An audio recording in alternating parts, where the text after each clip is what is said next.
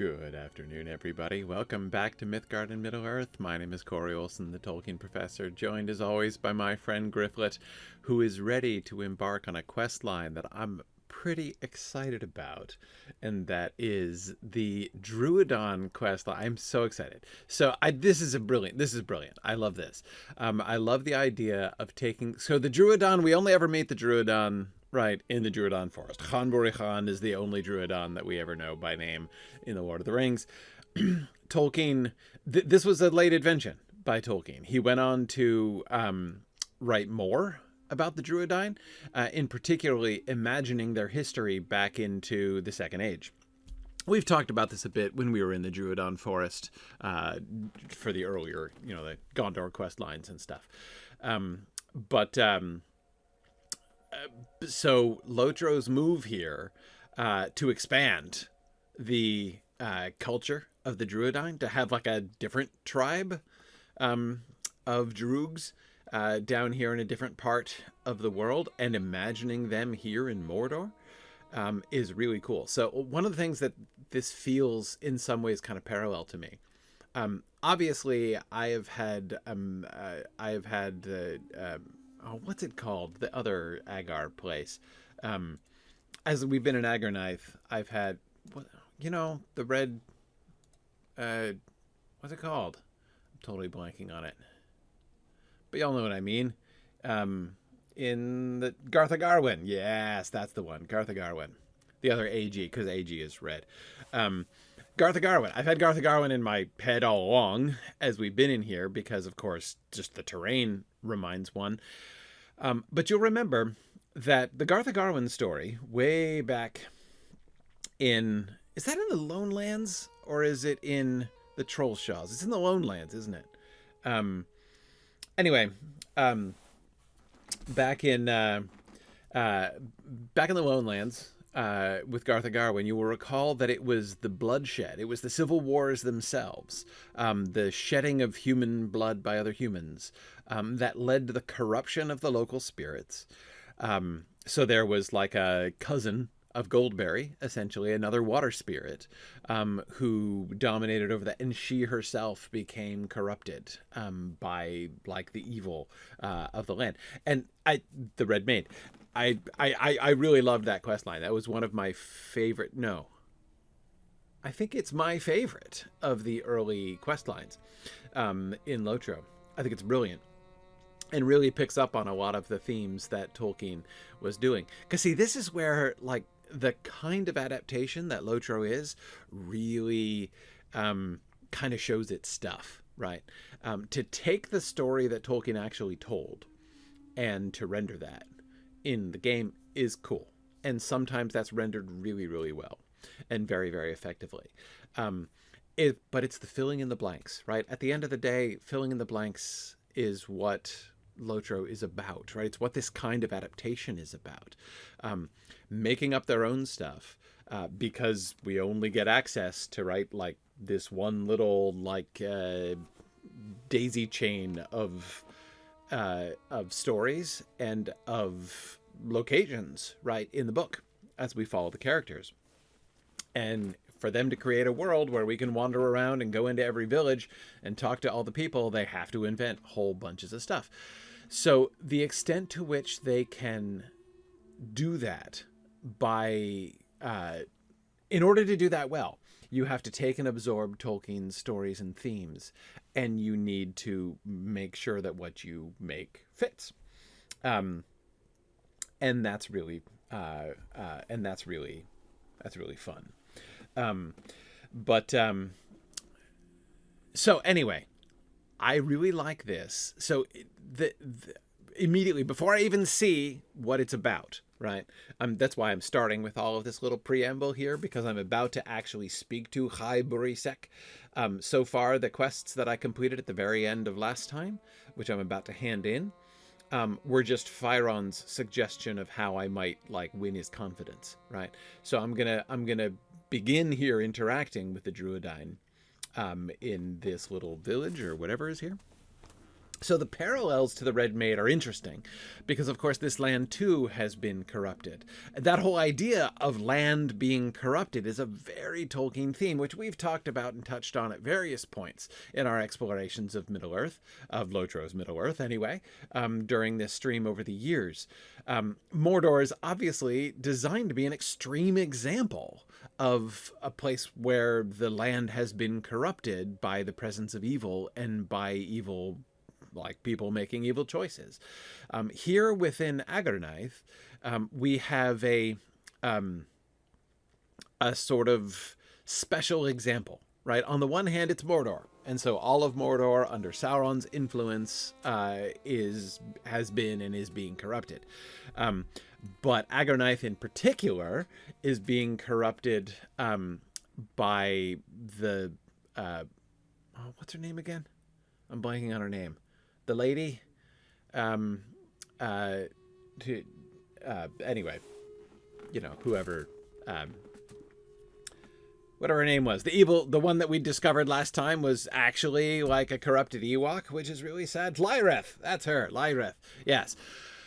Lyreth in particular, right, has corrupted this land, like, on purpose, as a kind of, I don't know what, like an illustration almost, a kind of exemplar of how this works, right? So this land is diseased. And again, that's a metaphor that Tolkien will use to talk about how the land is diseased by the presence, like by the corrupting presence of evil. Here it's diseased, like literally, right? Like she actually has disease and corruption that she is releasing into the land. And so it's being corrupted and perverted and twisted, just as we saw that happening in a spiritual way in Garth Garwin, which then led to physical changes. So here we see physical changes, which are themselves a kind of like manifestation. They're both an example of evil corrupting the land, but they're also, serve as almost like a literalization of it in a sense. So it's fun. I like it. Now, instead of focusing on the spirits of the land, like the Goldberry figure, who was corrupted in Garth Garwin, here we get, we're getting the Drúedain. And I love that. The Drúedain as, you know, who presumably, I'm going to guess, so again, not yet really interacted with them, but I'm guessing that their story is that they lived here beforehand, that they may even have lived here before Sauron returned. What their relationship with Sauron was, I'll be curious to see, because it's hard for me to imagine. I mean, we've already seen, for instance, the dwarves, right? We had that whole storyline, long and complicated and in some ways kind of confusing storyline. At least I found it a little bit confusing about the dwarves. The dwarves who were, whose ring was taken and they were enslaved, right, in Mordor. So what was the relationship between the Drúedain here? Did they live here in advance? Like, is this place, is Agarnaith their traditional home? And they've remained here over the long period of time when Sauron was here? Now, keep in mind, Sauron was away for a long time. So maybe in the Third Age, they wandered into here after the fall of Sauron. And they lived here quietly, and then it's only actually been, a few generations since Sauron returned. But like, what did Sauron do when he returned? Did he enslave them? So these are the things I'm going to be interested to find out when we talk to them. And what is their relationship with Lyrith, and what is their relationship with the corruption? Because here's the thing. This is what makes putting the Drúedain like in the slot, in a sense. Again, not that it's in the story in the same slot as the Red Maid, the water spirit, right? In the sense that like the story slot of the Red Maid, right, is that she's like the antagonist. She's the big bad because she herself has been twisted and corrupted. And it doesn't look, at first glance, doesn't look to me like these Drúedain have been corrupted, though it's going to be one of the things I'm going to be interested to see if they show signs of having been swayed or corrupted by Sauron in their time. but that is in their time with, cohabiting with Sauron here in Mordor. But so I don't mean that they're in the same story slot, and I expect them, in fact, to be the enemies. But that just gave me an idea. But hang on a second, I'll come back to it. If, however, them as like the sort of native residents, who are kind of connected with this land, in that sense, it puts them in a similar place to the water spirits, in the sense that they're under threat here, right? But here's the horrible idea I just had while talking this through. What if Lyrith was one of the Drúedain?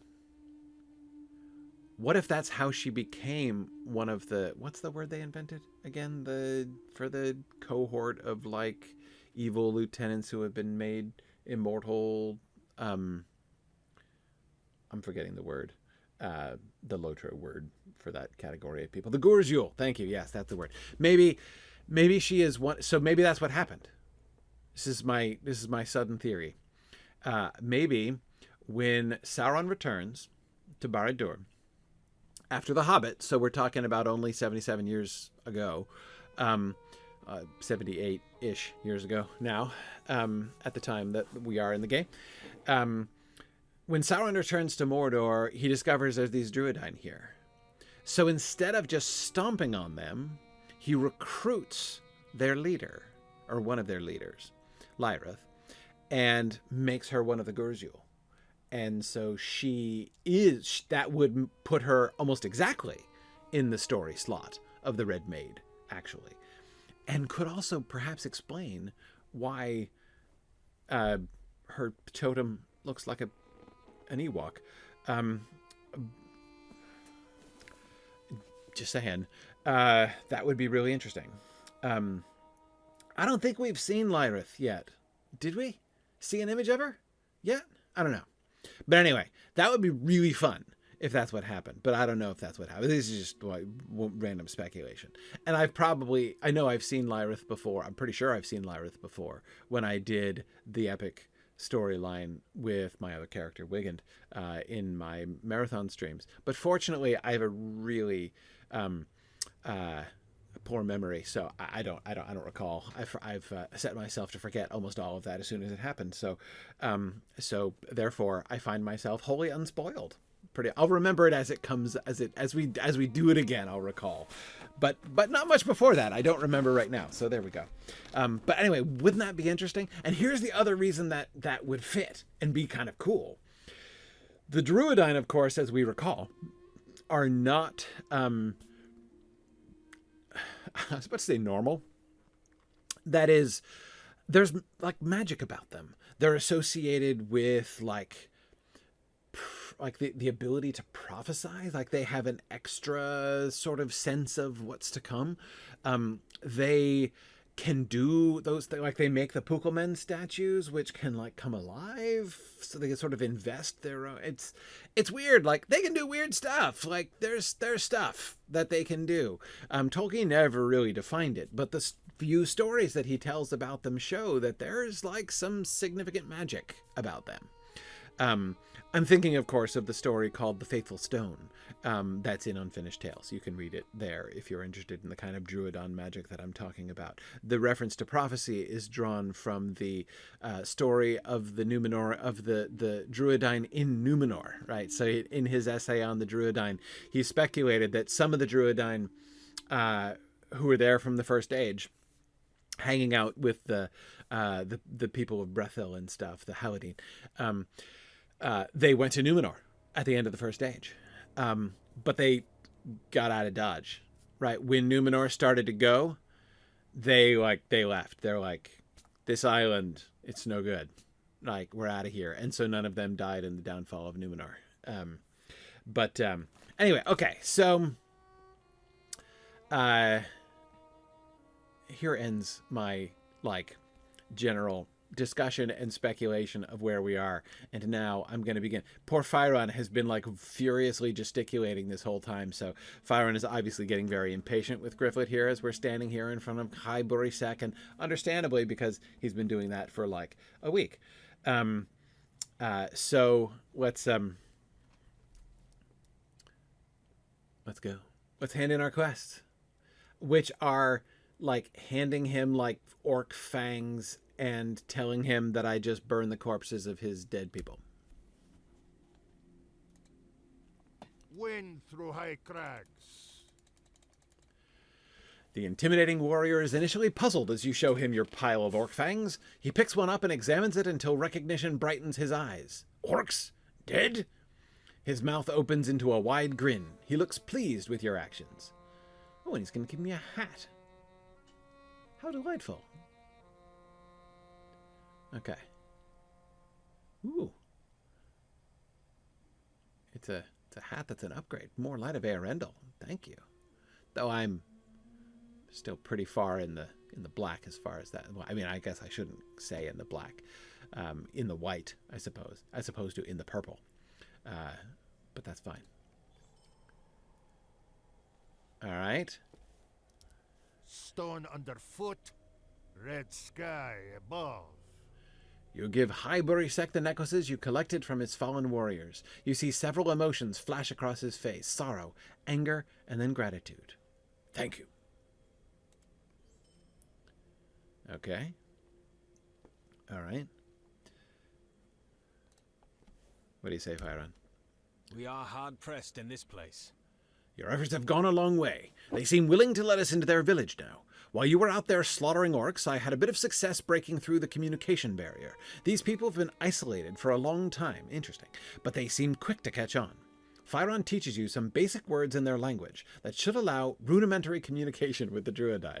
Okay, so I'm now getting the Faeron crash course in the Drúedain language. Okay, okay.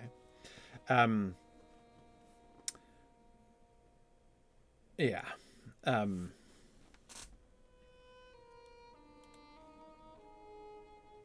Well, this should be interesting.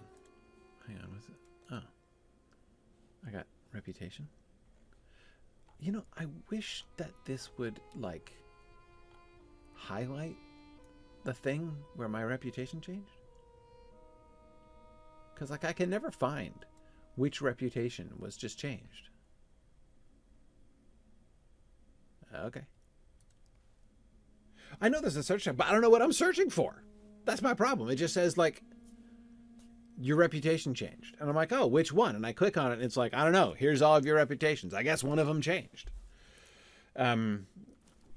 Okay.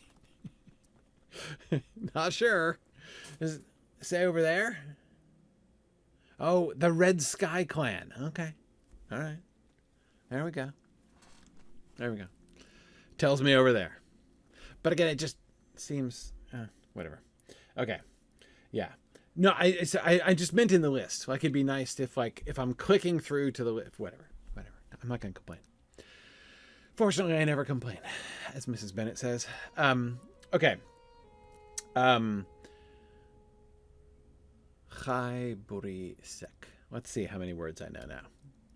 You not orcs. Nope. We do not know you, but you're not enemy. No. He seems to be doing fine. With his English, excuse me, I mean common speech. We are Neb Rot, Red Sky Clan. I take you to village. Speak when ready. Okay.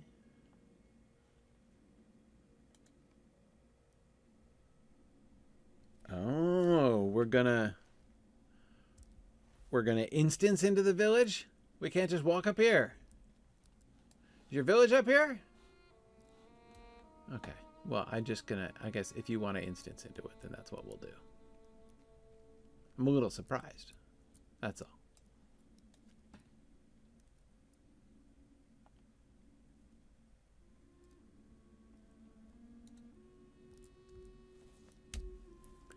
Why do trees weep?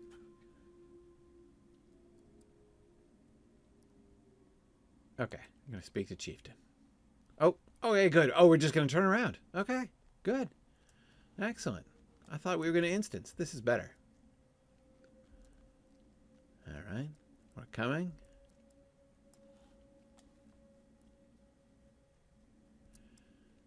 So he's the war leader, is he?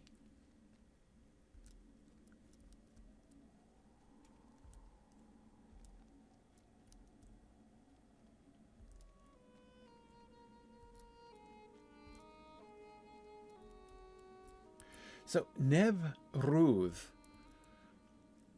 I'm not sure. I can't imagine that it's Elvish because I don't think that the Drúedain would be. They'd be using their own language. But Ruth sounds like it.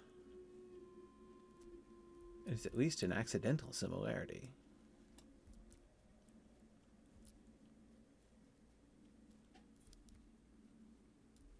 All right. Well,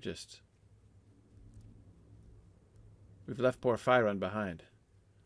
I'm sure he can catch up. Parsa Dhug Bear. Is it Dhug? DH? It should be. So one of the things that Tolkien did, which is really interesting, I was wondering if we're going to get any Púkel-men and if they were going to have moss hanging out their mouths.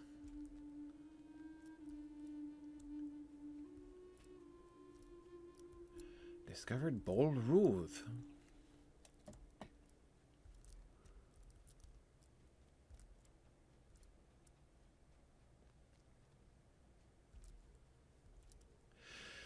So, I understand. I understand why Lotro made the Púkel-men 20 feet tall. I really do.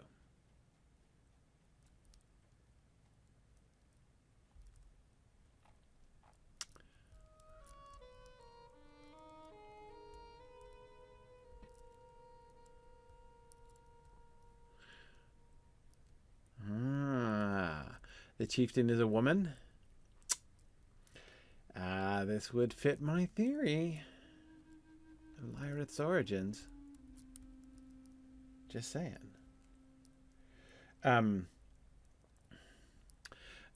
So, all right. Now that I've followed them through, saying I'll be right back. Parsa Dhug Bear. So on the one hand, I do understand the rationale behind the Lotro developers choosing to make the Púkel-men so very enormous. And it's the Stone of Erech principle. Right? Like the Púkel-men are supposed to be like kind of eerie and off-putting. And if they made them life-size, you wouldn't even notice them. Like you'd barely see them as you walked by. And so they want to make them more noticeable. And not just more noticeable, but they want to create that effect of like you see them coming. Like when we come to the hill, you see the Púkel-men's heads rise up and you're like, ooh, Púkel-men, right? Like it's cool. Like I get it. I really do get it. And I really do respect that. I do feel, however, that in this case, that is in the case of the Púkel-men specifically, it comes at a high cost. That choice, that particular adaptation choice to vastly increase the size of the Púkel-men comes at a pretty high cost. The reason for that is that the magic of the Drúedain always, whenever you use the word magic in talking about Tolkien, I always feel the need to apologize. But anyway, one of the special powers, this thing that we see in the Faithful Stone story, right, is that they make a statue, a guardian statue.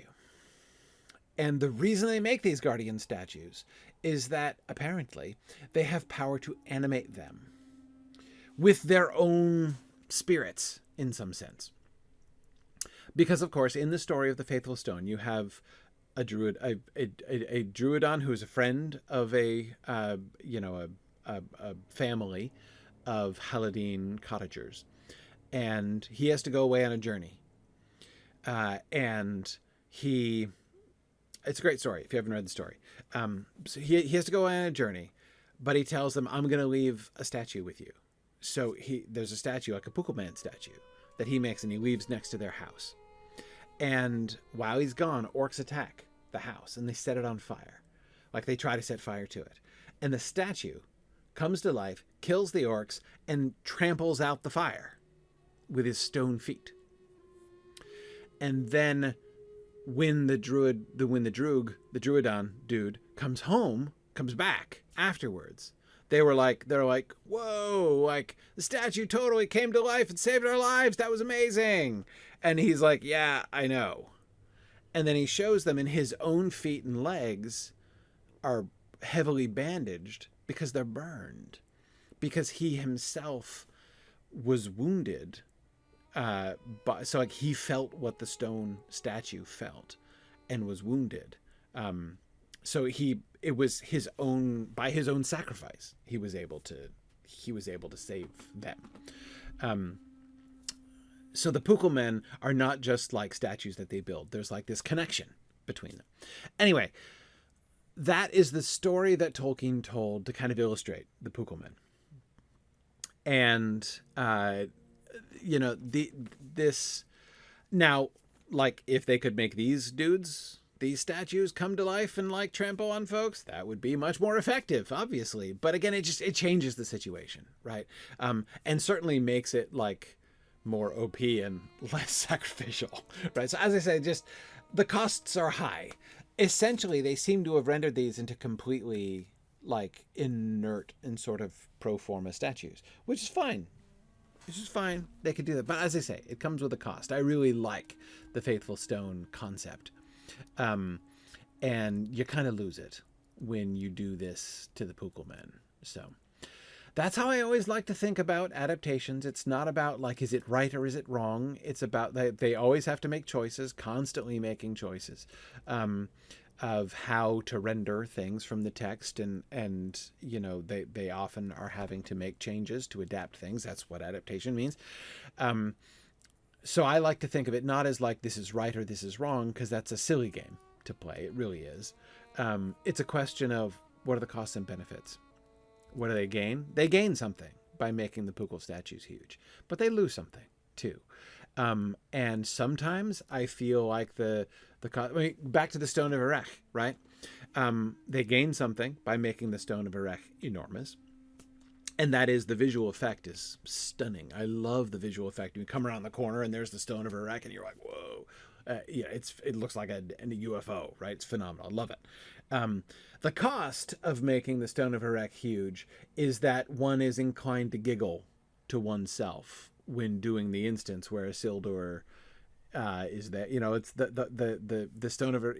You remember the one when you're like when you're doing session play as a Númenórean soldier, and you're coming up and you're like, whew, all right, well, we've like put that up there, and like the game is kind of asking you to imagine but not to think too much about like shipping this and like carrying it on a boat. Like, what boat carried that, and how on earth did Isildur get it on the boat? And like, that's the cost, right? That's the cost is that like basically I have to suspend disbelief really hard when I think about Isildur bringing it over from Númenor and putting it up on that hill way far inland, right? Portaging it all the way across and then putting it up on the hill. Like, I just have to suspend disbelief really hard when I get there, and that's the cost of that particular adaptation choice. In the case of the Stone of Erech, it's totally fine. Like, I find the balance. I consider the balance a net gain when I consider the cost and benefits there. For the Púkel-men, I'm less clear. I'm less certain that the cost benefit analysis comes out to a net gain. But anyway,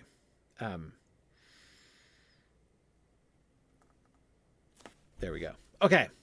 So let me go back now. First of all, really interesting to see stone monoliths that are carved in the same way the traditional carvings that we've seen. We saw these, of course, in the Drúadan village, which reminded me of seeing them in the Barrow Downs and other places that we have seen those kinds of stone monoliths carved with those swirly patterns.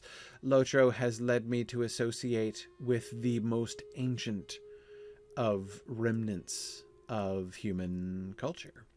Basically, like wherever we see those, we are seeing evidence of an age. So this already tells me, before I talk to them, I feel like, some of my questions are beginning to be answered. I'm being told by these rocks that these people have been here for a really, really long time, right? So at the very least, they moved into Mordor prior, like at the beginning of the Third Age. They've been here for thousands of years.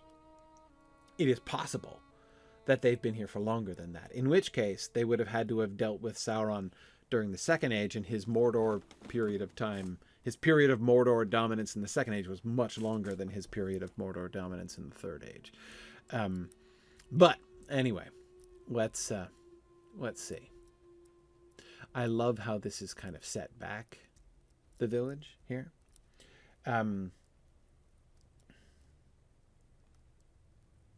Yeah. So Ian McClear, the book describes the Stone of Iraq as about 6 feet in diameter. So we're told the size, and again, like in Lotro, they knew the size. And I use that as an example because I think we did a podcast on it. I mean, I had a conversation with Chris Pearson about this, and he was explaining, like, the problem is if you make it exactly the size that it is in the book, it looks like a coffee table or something. Like it doesn't have, when you're doing this in a visual medium, it doesn't have the impact that he described it as having on the people who see it. And so they're trying to capture the feeling of seeing, the feeling that Tolkien describes when people see the Stone of Iraq, not just the literal description. They decided to privilege that, like, the Stone of Iraq phenomenon that Tolkien describes instead of the physical dimensions of it that Tolkien describes. It's great. But Cimbrian, that's exactly the thing. What does it mean to be lore accurate? To be lore accurate would have, that is, to make it fit exactly what Tolkien said as far as its physical dimensions are concerned. They would have to make it 6 feet. They'd have to make it smaller than that fire pit Gryfflet is standing next to. And that would be, in one sense, lore accurate. But their point was, Chris Pearson's point, which I think is a very excellent point. It's why I've often alluded back to this as an illustration of adaptation choices. The Tolkien lore, like the books, also say other things about the Stone of Iraq. They talk about they describe the eerie feeling that it gives you when you see it. And lore accuracy to that feeling, Chris Pearson argued, is much more important than lore accuracy to the dimensions that are given.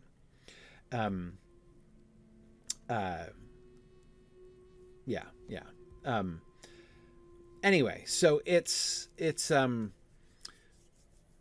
the questions are always more. This is why simply saying, is it right or is it wrong? Is it accurate or is it inaccurate? Is, frankly, it's just a silly way to look at adaptations. It's a simple-minded way of looking at adaptations. I'm almost tempted to say it's a foolish way to look at adaptations. Because the question you're asking, if all you're asking is it accurate to the lore? You may not realize it, but you're asking a dumb question. It is. There are such things as dumb questions, and that's one of them. Because the question is far more complicated than that. Way more complicated than simply, does it... Because you can't even just say, does it match exactly what Tolkien says? Because the question isn't as simple as that. But in any case, let's talk to Parsa Duch Bear. Does Tolkien give... So, sorry, pausing for a totally different sidebar. I know I'm not making quick progress today in my questing, but that's okay. In the appendices, Tolkien gives a pronunciation guide. And one of the things that Tolkien was very careful to do, Tolkien wanted you to be able to know how to pronounce the strange names and languages in his world.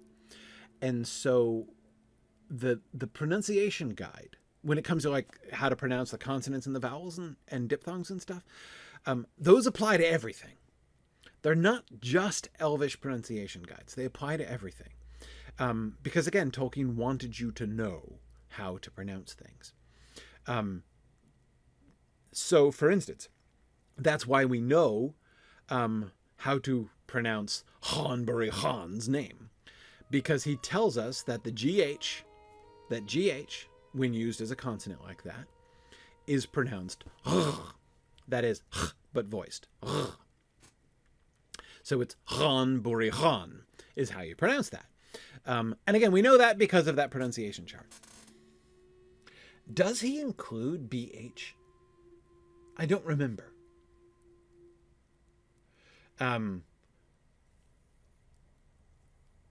DH is in there, of course. DH is the voiced th sound. So you've got TH means th, and DH means th. Like them, or then, or clothes, right? It's not hard. It's voiced, Phil. It's the voiced TH. But BH in bear. BH in bear, I don't remember that one from the pronunciation list. I guess I could look it up. So here's why I'm asking this. What I'm wondering is, are they, that is to say the Lotro folks, are they attempting something different here? And I think I thought so. So in Appendix E, Lord of the Rings, there isn't a BH. Yeah. So for instance, like this is where he explains that whenever you see a CH in a name, you know, in a non-English word in the Lord of the Rings, it's never pronounced ch. It's always pronounced k or ch. Like Bach. Not like church. And he puts DH in here, but BH he does not put in here. I did not think so.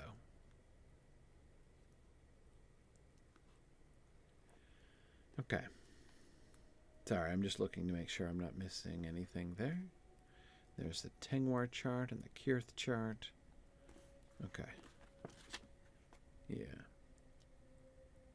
Just looking at the Kirth table. Equivalence. And the Angerthas. Okay. No, it's fine. All right. Let me explain why I'm looking at that. I think what they've done here is they are taking the names. So the Lotro developers are really thoughtful about their naming, which is only appropriate. They should be, right? Because they're doing Tolkien adaptation. So it would behoove them to be thoughtful in their nomenclature, and they are. When we get introduced to different peoples, usually they will take a language or language group and use that as the base for those languages. So like, for instance, if I am recalling correctly, when we were in Dunland, the Dunlending names that they used like Celtic names as the sort of root, just as in when they did the names of people and places up in Forachel, they used Finnish for that.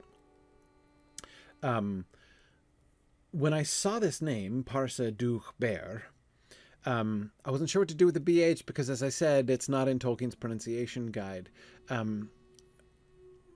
So I think they're drawing that, which means Tolkien would not have spelled them that way because he wanted to make his pronunciation guide work for all his names. Which means I think that they're taking this from some other language that they are basing the language of the Drúedain here, of the Red Sky clan, on, which I'm not sure what it is.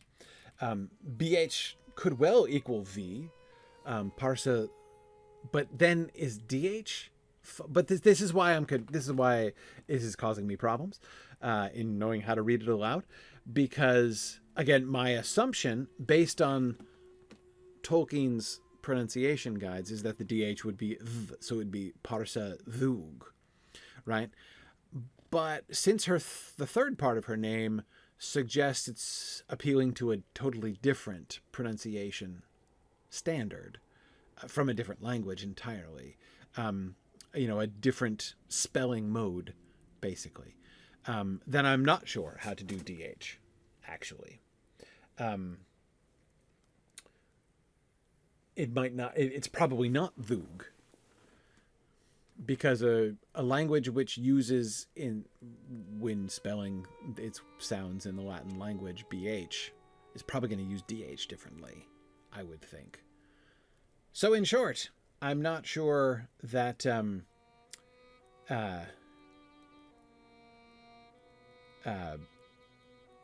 not sure how to pronounce the DH. And this puts me in a pickle, because I've got to read her name a whole bunch of times. And I don't know how to do it. So who knows? I wonder, does the Lotro Wiki talk at all about this? Does it talk about the linguistic groups? Like, was that ever discussed when this region was first released?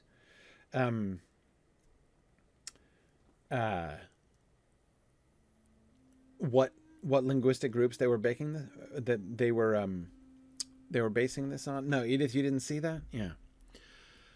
Well, it makes me curious. So I'm just gonna call her Bear. I'm gonna keep calling her Dhug in the middle, even though it's probably wrong. And I'll say Bear, though I'm not at all convinced that that's correct. It may be Tomas, as you suggest, who knows? Another one, possibly V, like Ver, very possibly. Are you thinking of like the Irish spelling, like the BH spelling in Siobhan, right? In Irish names, for instance. Yeah, I know the wiki doesn't really do this, but I don't know anywhere else that would. Maybe dev notes or something from back in the day. Yeah. Anyway, somebody call up Chris Pearson quick and ask him. We'll see if we can figure this out. All right. I think I'm not going to use this milestone. Will I regret it if I don't use this milestone? I will regret it, because that was a long hike up here. So yeah, let me use this milestone. Because the Ranger Camp in Agornaith, I can always get back to by Stable Master if I have to. Yeah, let's do it.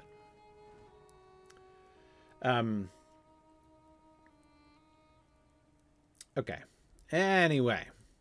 It doesn't look like they're basing it on Irish. Sorry, this is going to bother me. I'm going to try not to obsess about it, and we're going to continue. We're totally going to continue. I'm not going to obsess about the language the whole time.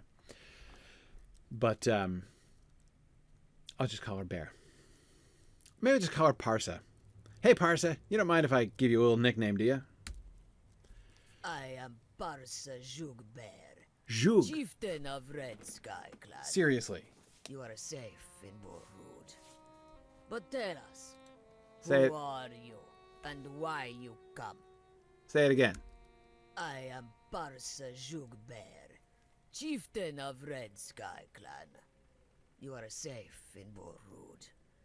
But tell us, who are you and why you come? Okay. Jug was the D8s. J. Fascinating. Jug Bear is how she pronounced it. But then did you notice that in Bol, it was Bol, in Bol, she didn't say Bol Ruth, nor did she say Bol Rouge. She said Bol Rude. She said it with a hard D. So at the beginning of the consonant of the syllable, it's J. But at the end, it's D. Okay. See? There we go. So we don't know what it is, but we're beginning to build, we're beginning to build some phonetics for it. I know, Edith. I know. Edith is cautioning me to not necessarily take the voice acting as a guide. I get it. And I've heard the voice actors make mistakes too. But Edith, since I have nothing else to go by, I'm gonna take it from her. Right, let's call her Jug Jugbear. So in a case like that, like where they're pronouncing Algair in 3 different ways, for instance,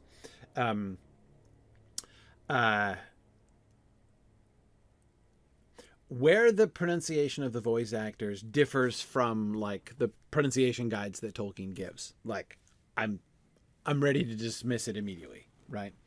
But in a case like the BH, we don't have one, right? We don't know. So, so yeah. Yeah.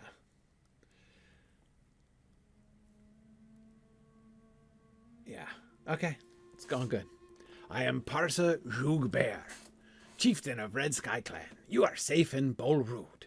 But tell us, who are you and why do you come?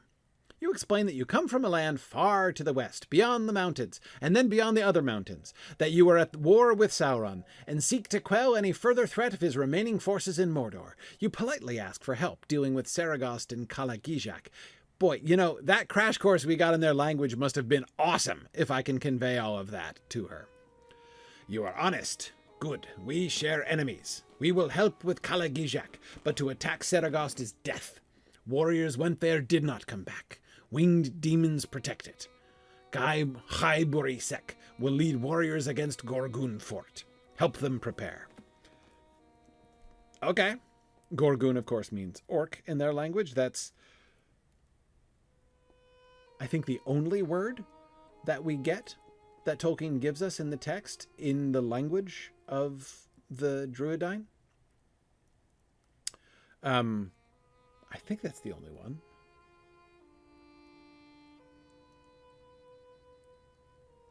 Yes, Edith points out that the voice acting for the original Tom Bombadil says, hey, Derry, do. Yes, Edith, I completely understand you're being annoyed by that. Okay. Let's get ready to attack the Gorgun Fort.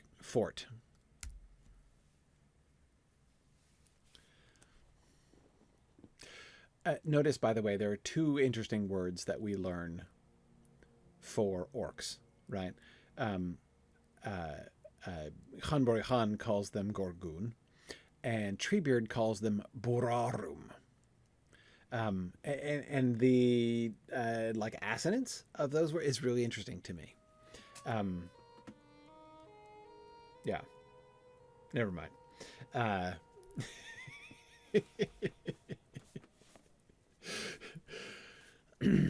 Gryfflet, I will lead our warriors to Kalagijak, but first they meet the outsider. Walk the village and show who fights beside us. Okay. Great. Yeah, can do. Weapons of the woes.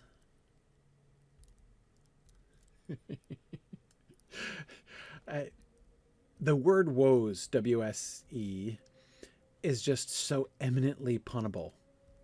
Seriously, are there any more punnable words that get used? Like, I mean, oh man.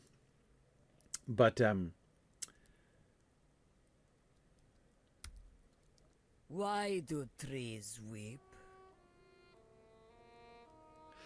yeah, so I think, Phil, I think that Burarum is the first couple syllables of the Entish word for orcs. He begins to give their full name, like Burara,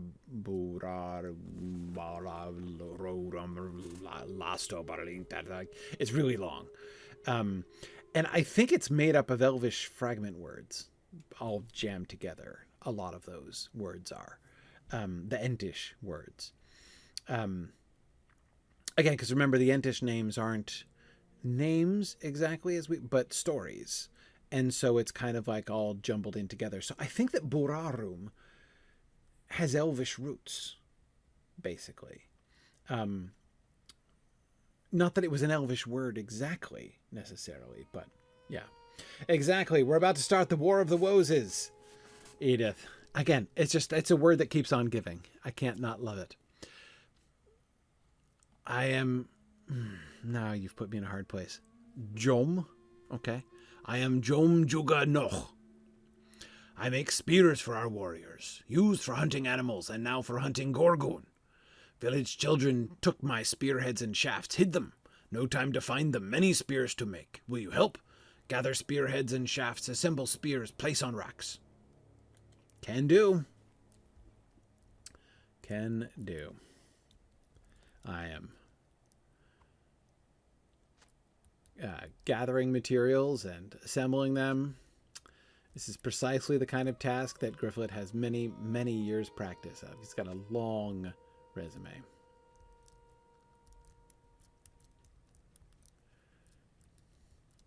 No, not the milestone.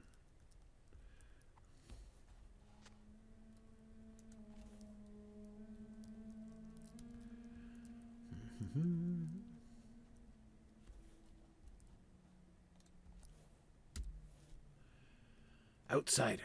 I am Kawan Weni Horse. KH is supposed to be pronounced usually, though Tolkien is inconsistent on that. But Kawan Weni Horse. But since he has a K and then a KH, I'm gonna say the second one is horse. Not voiced. That's GH. Horse. Just the h sound. You come to learn the struggles of my people. You shall know. The statues tell our history. Oh, great. Oh, yeah. I love the statue histories. I remember doing that before. Let me just pick up this spear shaft over here. And then we'll look at the statues. Long ago, Red Sky Clan lived peacefully with Alashi and Easterlings in Mesha Amur, the living wood. The Chaydash was as pure as glittery jewels. Okay. I can't even tell you how delighted I am by this quest. This is exactly the history that I was hoping for. Actually, in fact, I'm so excited for it. Nah, never mind. I'm not going to. I was gonna practice some I was gonna do the rest of them, then we'll come back. But no. I'll do it. I'll just be greedy. I'll do it first. Okay. So they used to live in the living wood. Okay, so they haven't been here always. They lived with Alashi, whoever they are, and Easterlings in Mesha Omur, the living wood. The Chaydash was as pure as glittery jewels. What is that, a lake, maybe? So there's a living wood. They lived in a forest with a beautiful lake. And they lived there with Alashi and the Easterlings. Okay. Then the gods fought. Their great battle caused earthquakes. Ooh, awesome. The mountains rose and the valleys became Batach-ina. Oh, okay. Okay, so hang on. So first of all, the gods fought. Their great battle caused earthquakes. Well, as Pippin would say, that puts it back a bit.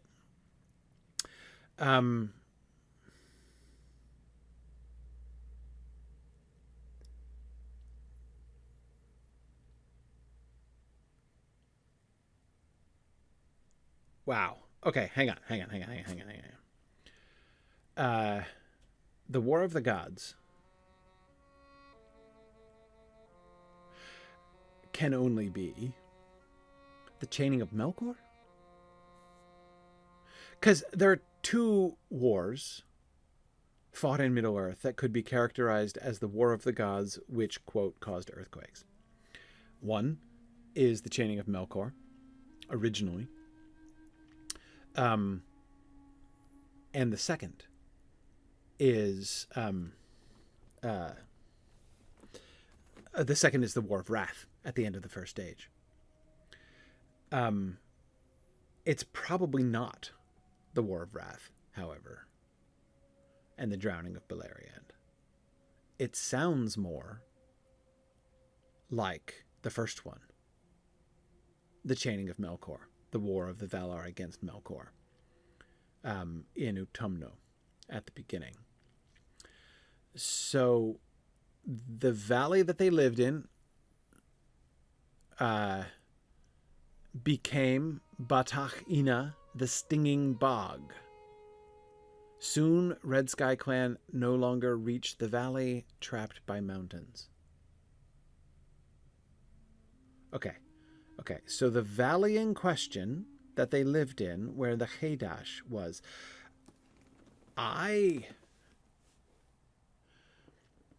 that far back, it can only be one thing.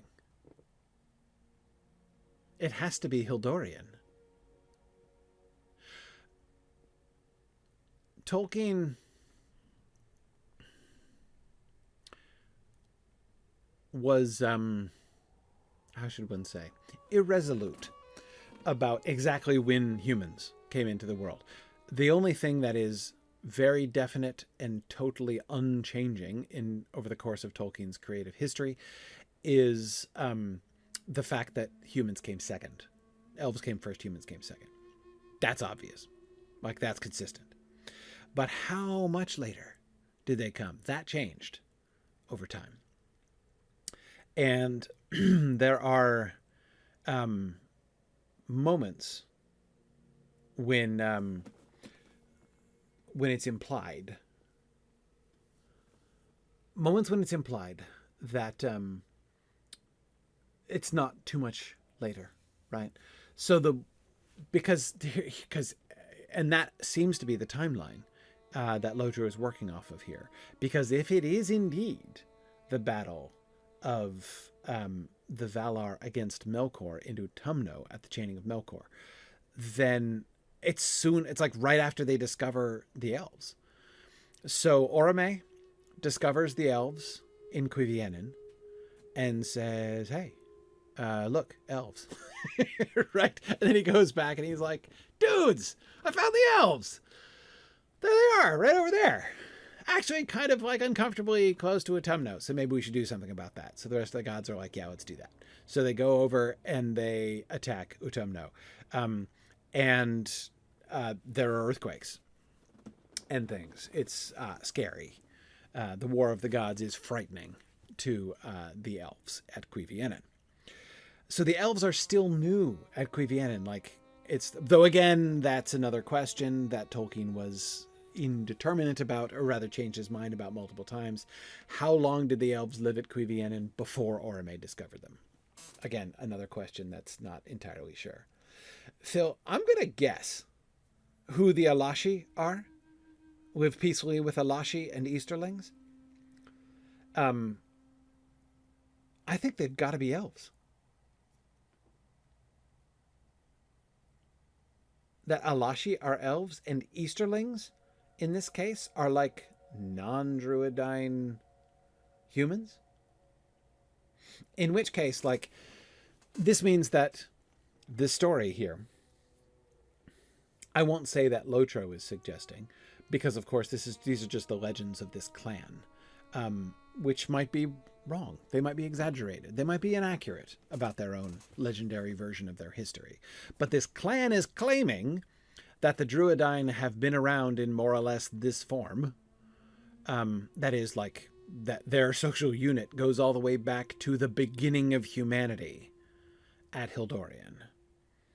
And were differentiated at that time from the other humans, whom they seem to be calling Easterlings here, because all humans were Easterlings back in the day, because humans started in the East.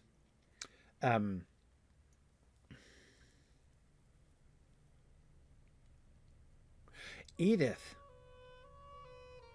Oh, that's fascinating. Yeah, I did read that in the Linguist lore pages, but I didn't get it, and I therefore totally forgot about it. Oh, that's really cool.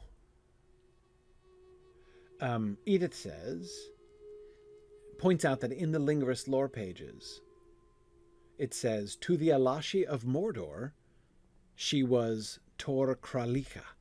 To the Orcs, she was once Tach-bor-chlob, but now she is known to most by another name, Shelob. Okay. So the Alashi of Mordor called Shelob Tor Kralika. Tor Kralika.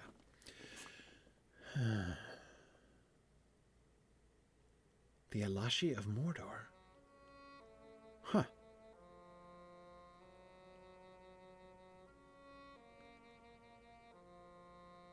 Okay, Edith.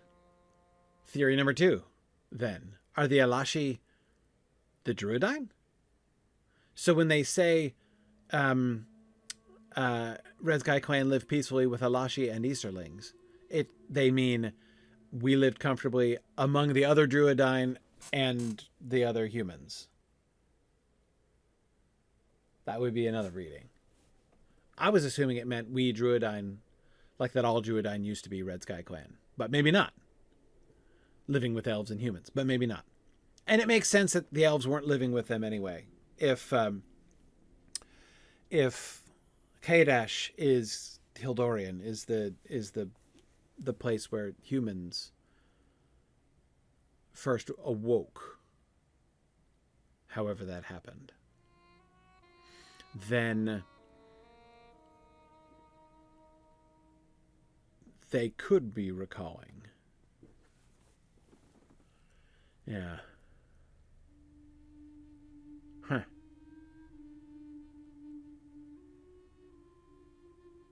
Of course, his use of the word Easterling is curious, because Easterling sounds like the modern, that is, from the perspective of the game, the modern usage of Easterling.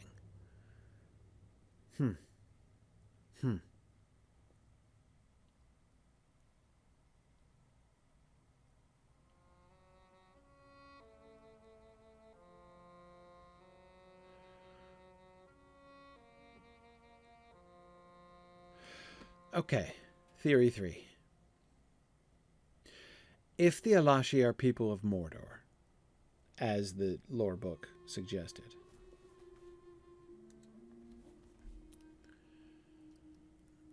it's possible then that they did live here.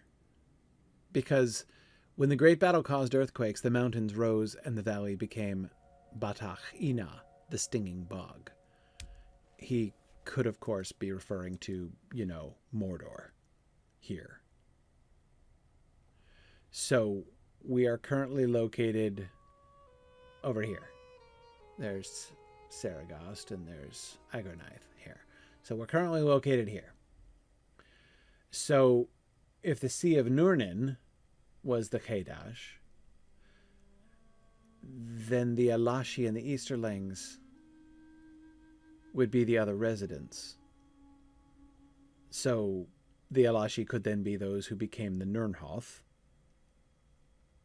and the Easterlings are the Easterlings.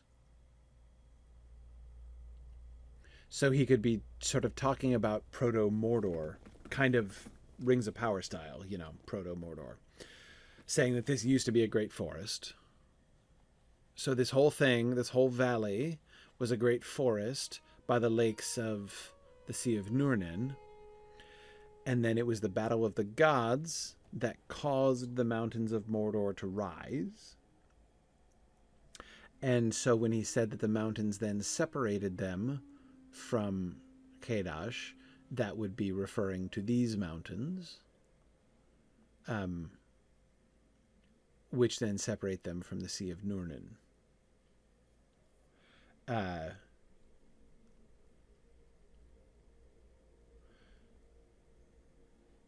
So on the one hand, that makes a local kind of sense, and it would fit with them like having lived here all along, but I'm having a real problem with the dates. In this case, no. So it can't be. Cannot be the Chaining of Melkor. It's far too early. Could not have been any humans. Much less humans that would have been, identifiable with later ages here. It's got to be the War of Wrath. Got to be. So the theory then is that at the end of the First Age, in the earth, certainly there were earthquakes, Beleriand falls into the sea, right? That was the point at which Mordor was made. Which, by the way, makes a certain amount of sense, because it's only after that, in the Second Age, that Sauron comes here and is like, hey, this looks like a great spot. Right? Sauron sets himself up in Mordor in the Second Age. So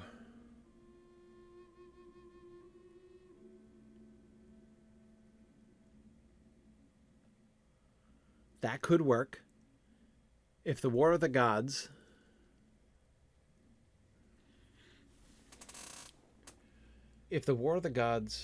were the War of Wrath at the end of the First Age, then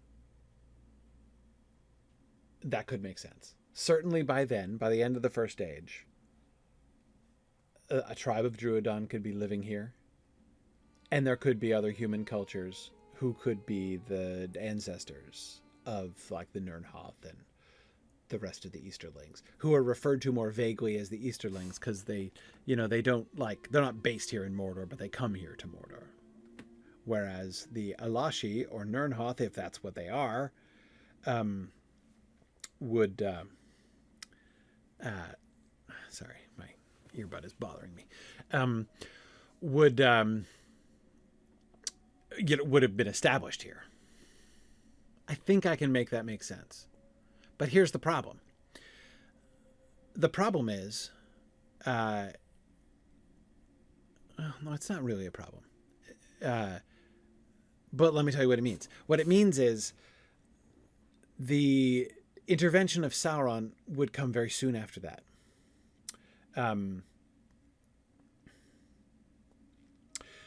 Yeah, it would come very soon after that.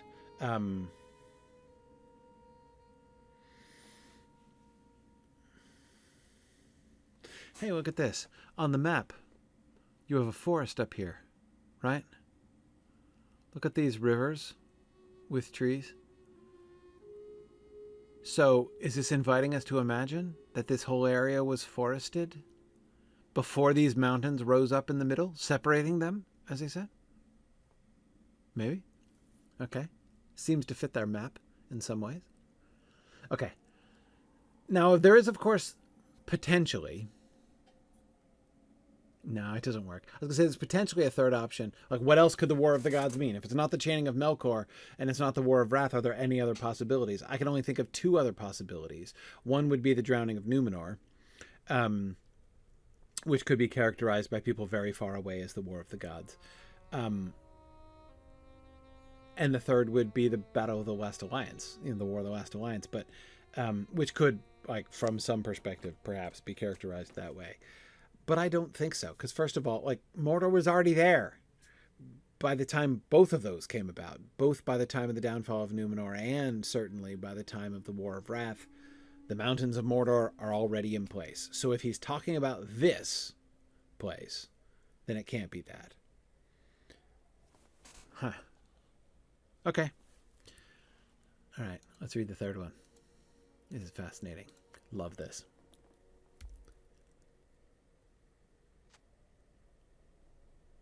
We live out our lives peacefully in Bolrud. The great eye cannot reach us here. Really? Red Sky Clan no longer reach the valley trapped by mountains? We live out our lives peacefully in Bolrud. So you're telling me Sauron never found you here? So here we are.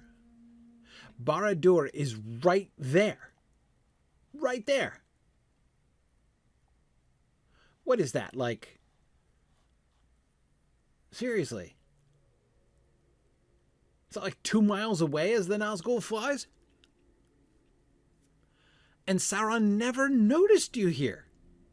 I mean, I get it. This is a hidden valley. We went up a long path to get here. But he never twigged to your presence at all. Now, of course, there's another possibility. The great eye can't reach us here. Maybe it doesn't mean he never noticed us, but surely he wouldn't just put up with that. If there were some force or power by which they were resisting his influence, surely that would have pissed him off?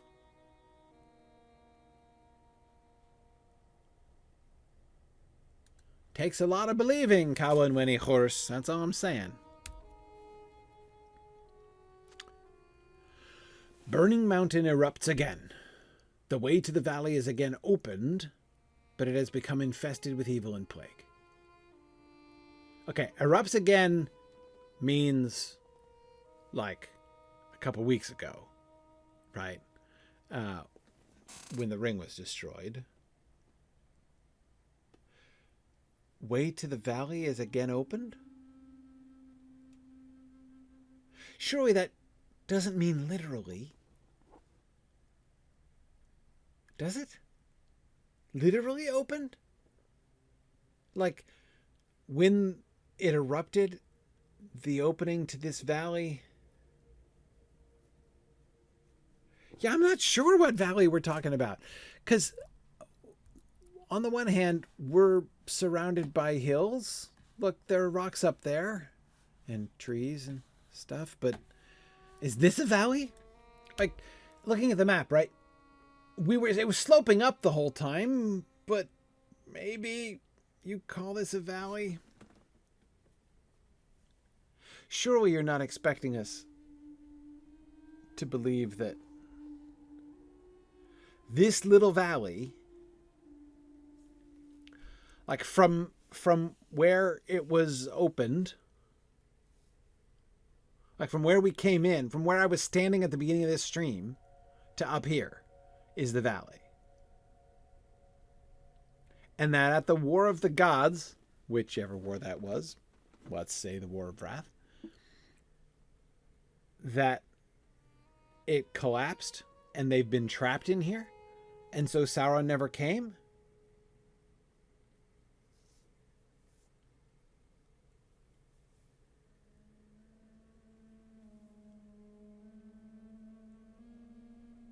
So they've lived in this path? For what? 2 ages? Like more than 6,000 years? They'd been living in this, like, defile? I don't mean that in a corruption sense, though next to Seregost it's a little bit ironic, I understand. But like a canyon? So they've lived in this sloping canyon with nobody able to get in or out for 6,000 years? And Sauron never knew they were there? Never ever.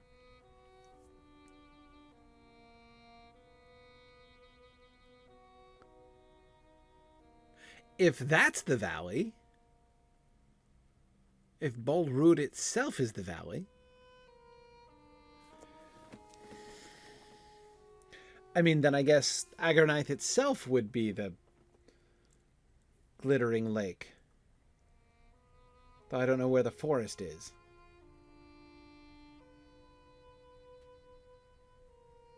Maybe up to the northeast of Seregost is like Old Forest or something. And not the Old Forest, but like forest that is old.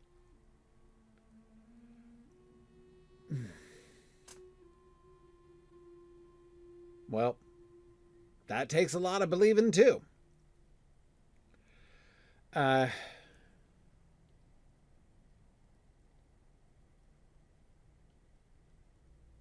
What did they eat?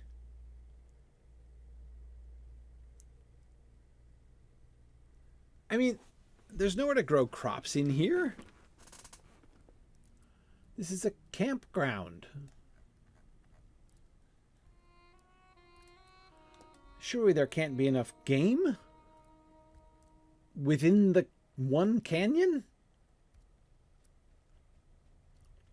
Now, they can't have eaten orcs. Cimmerian, if they had, Sauron would have figured out they were there. Right? Sooner or later. In 6,000 years.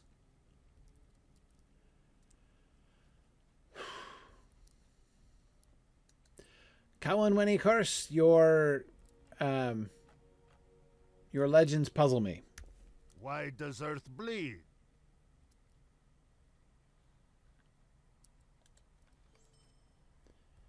Okay. I I am so puzzled.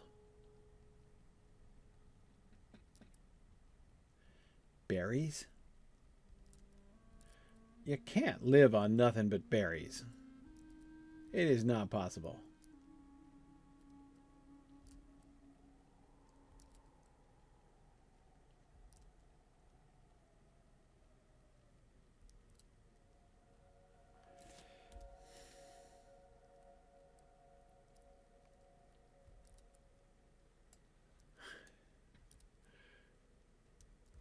All right, so I'm beckoning. Yo, dude, wake up! Time to fight Gorgoon.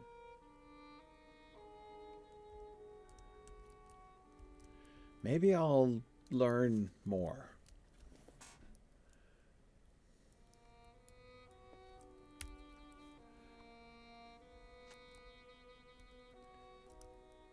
That's really hard to imagine. Okay, so I'm not going to pretend. I'm a little bit. If that's the explanation, if they've lived in this canyon for 6,000 years, I'm going to be a little bit disappointed. I get thinking back to what I was talking about at the beginning of the stream and parallels with the Red Maid and all that stuff, right?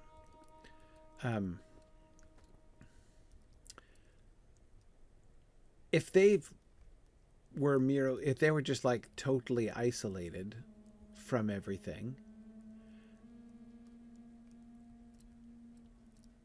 and have nothing to do with any of this and have just recently discovered like, oh yeah, so apparently there's like, you know, so they never even learned about Sauron until, like, how do they even know to say the Great Eye couldn't find them? How do they even know he's called the Great Eye? If they've been locked in here for 6,000 years, they won't even have heard of Sauron. They won't even have any legends about him or his eye. Instead, they would just be like, there was another earthquake. They would be like, did we miss something? Oh, you're saying there was a Dark Lord who was trying to rule the entire earth from his home base 2 miles up the road from here. But like, then he was, after centuries and centuries of dominance, he was then defeated, and then over millennia more he regrew back into power and almost took over again, but then his ring was recently destroyed. Wow, we missed a lot.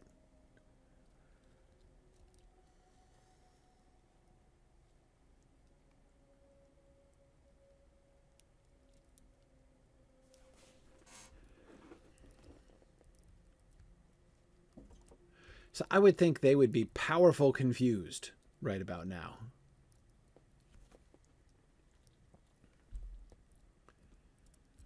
Okay, what do I still need? 2 more spear shafts and 1 more villager.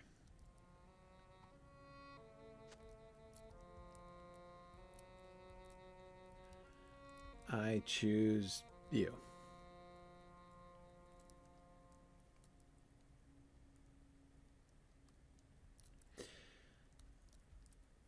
Okay, just because the player can't go further in doesn't necessarily mean they weren't living in that forest to the east of the mountains. What mountains? Which mountains? You mean this forest over here?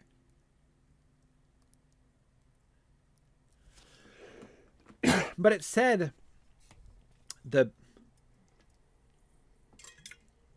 they were cut off from the valley.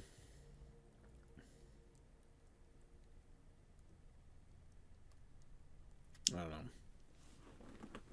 And the mountains are in between us and there. It doesn't look like it makes any sense. I mean, I understand that those maps aren't like exquisitely detailed, but still. I mean, even if we just look at the Gorgoroth map. I mean, there's mountains all along here.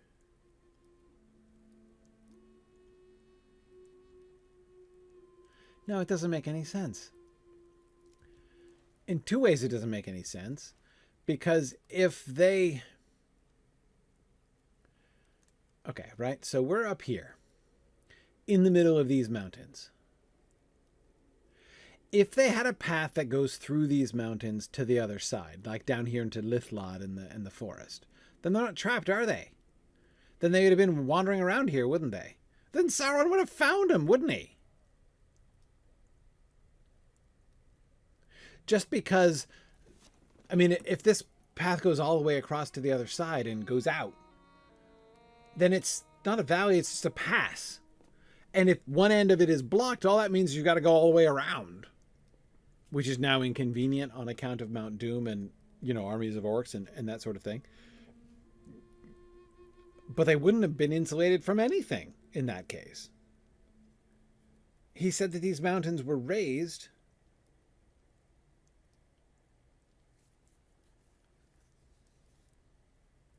No, it doesn't make any sense.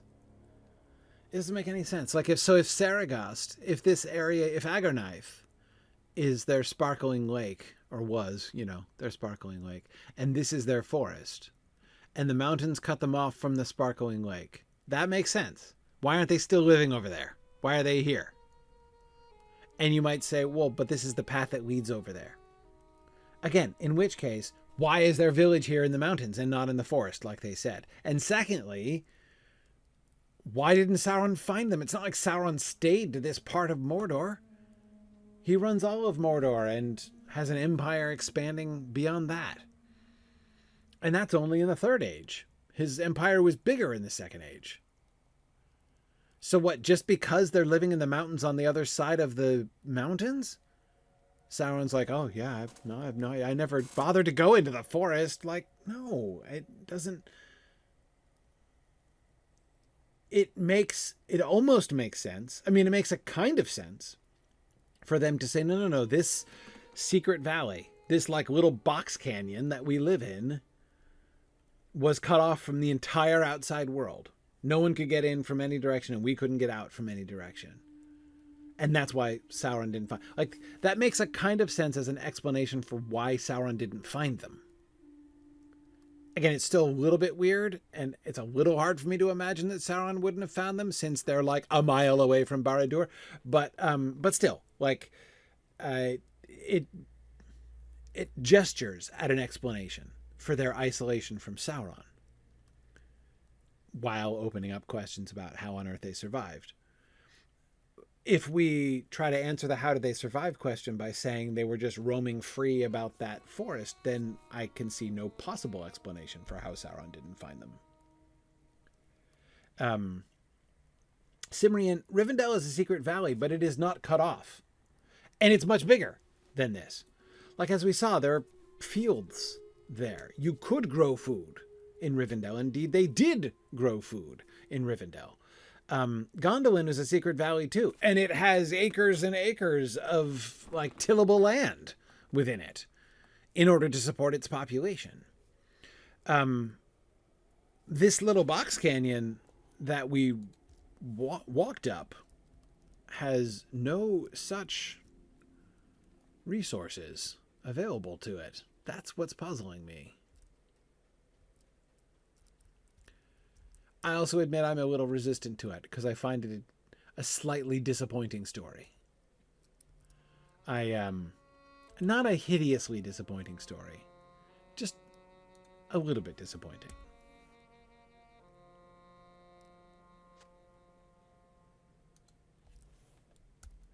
And also, again, I don't know how, like, this one over here, this third little statue, right? This third little statue is the story of how the Great Eye couldn't find them.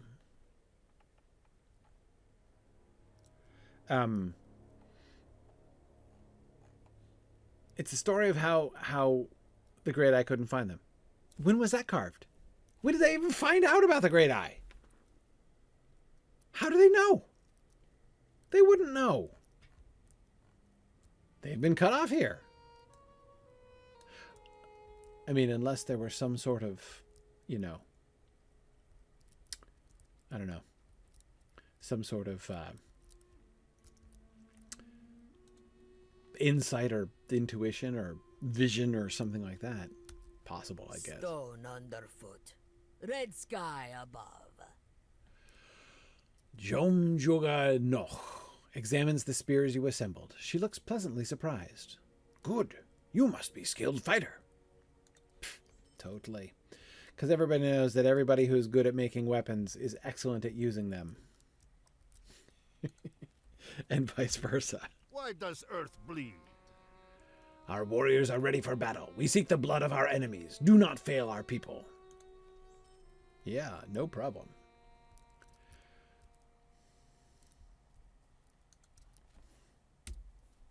We fight for our fallen, and we fight for our homeland. Okay. Let's do it. Meanwhile... Okay, this is a very modest upgrade.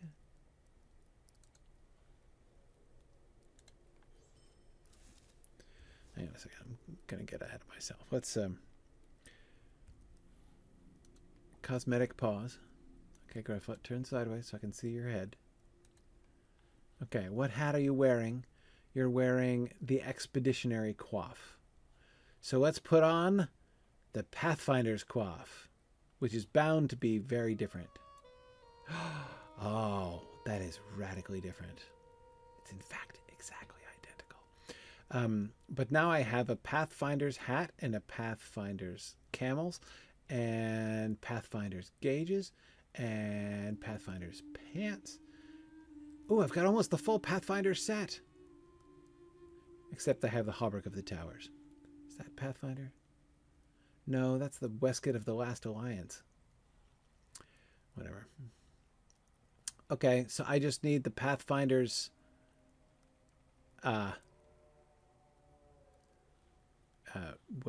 whatever, jerkin or something or other, and then I'll be good. But I do want to equip that for real. And I want to equip this too.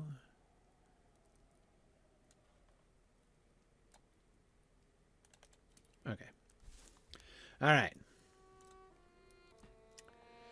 Parse, it's not your fault that I'm disappointed in my cosmetics. Okay. Meet my warriors outside Kalagijak. They are brave and fierce, ready to fight. Do as you say with honor. Okay.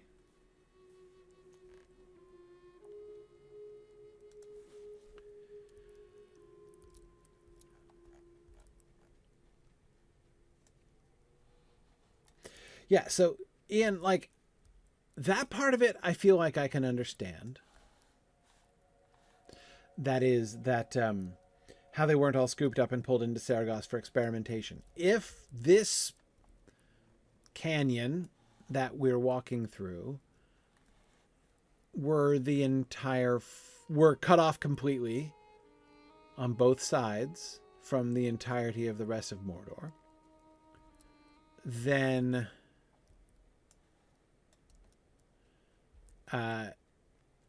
Lyreth would not have known this place existed, and so she would only have known to come and potentially scoop them up for experimentation very recently, like since the fall of, like, for the last couple of weeks. And the evidence is they have been fighting and dying, as like the necklaces that we gathered right before show. Okay, so there are a few trees. There's a little bit of land in which you could grow crops if it were, you know, nicer.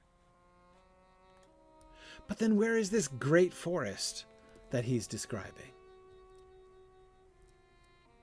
Because this little box canyon was never a great forest. I'm sorry. It wasn't. Also, there are Púkel-men along this path. From the top of Seregost, they have a direct line on that Púkel-man. Like, that Púkel-man, even if the bottom is caved in, that Púkel-man is in plain view of the top tower of Seregost over there. And almost certain... Yes, look! There's the ruins of Barad-dûr.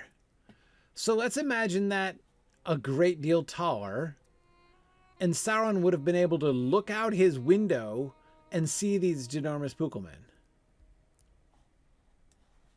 Not, and this is ignoring the fact that he has servants who can fly. I don't know. It's okay. So I'm very good. I don't like to brag about my skills, but I'm very good at suspending disbelief. I can suspend disbelief like a champion. Not like a champion class, but, you know, like a champion disbelief suspender. Not that there are necessarily belief suspension championships and how exactly one would conduct such a championship, but exactly, the bold guy. Yeah, the Fellbeast would have, like, there are flying servants. Even if you ignore the Merivile, who live in Seregost, the winged demons, right, that they were talking about, even if you ignore those because they're not in the book, right, apart from being loosely based on the idea of Thorin-Gwethel the vampire, so there is precedent for that sort of creature, potentially, in the book, in Tolkien. But it's not in the Lord of the Rings, and of course there's no reference made to them being nearby here. But even if we ignore the Merivile, who live right next door to this hidden valley, and who would certainly have discovered them and been able to come in and attack, as you say, fell beasts and other creatures, like Sauron has creatures who can fly. It takes a lot of believing. Oh, here we are. Here's my militia. What do you think, Faeron? We still have a little bit of time. Ah, just in time. My preliminary scouting has revealed some holes in Calagijak's defenses. I've been finding some holes too. Oh, sorry. No. Exploit them, and we can win this battle with minimal casualties. I have noticed that the gate on this side is poorly guarded. They must be expecting that if the forces of the west come. Sorry. I'll come in again. They must be expecting that if the forces of the west come, it would be from Dora Marth. On top of that, discipline is lax. There are few officers in the lower barracks keeping the grunts in line. They are drunk and distracted, a perfect place to strike. Here is the plan. Get in there and do some strategic damage. They will be confused and slow to mobilize. After that, we storm in and take out their leader, Brogmaush. It will be over before they know what happened. Okay. I'm ready. Uh-oh. I've heard the Uruks drink a nasty brew that lessens their inhibitions, making them more ferocious fighters. Destroy any barrels that you come across before they can consume more. Okay. All right. Destroy the Uruk booze. Gotcha. I was really afraid I was going to have to drink something else nasty again, but that's better.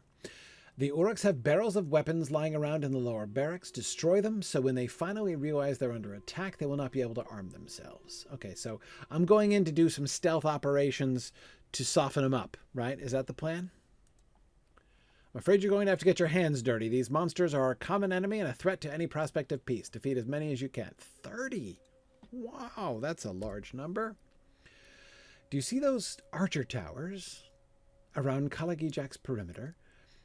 This is a lookout post. There is a lookout posted in each one. I need you to climb up and prevent those Uruks from signaling the alarm, otherwise our whole plan may fail. Okay.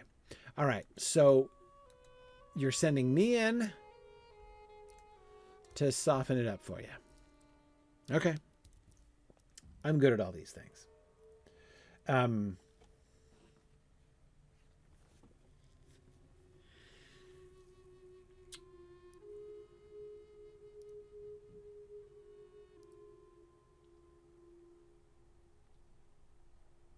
Yeah, Debol guy, I was thinking that too.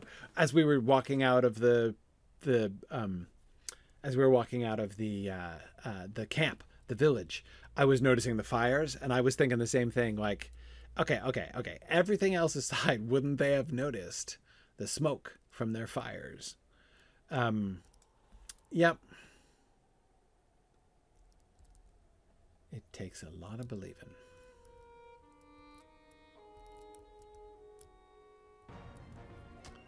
Oh, you spotted me? That is not right. I object.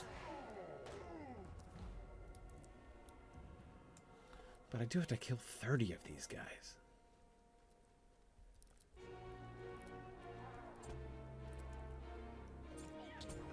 Are they just going to systematically ignore my stealth? Because that would be super rude. Okay, warrior, this is a test. Can you see me? Will you turn around? Can I one-shot you? Okay. The answer to all those questions is yes. Shouldn't I burn the banner? I feel like burning the banner on principle, because it's what I do. No, don't burn the banners. We're not into purely... And I can't stealth with these guys. Fine. Oh. But they're wimps, so there's that.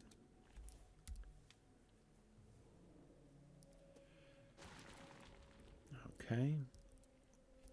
Great.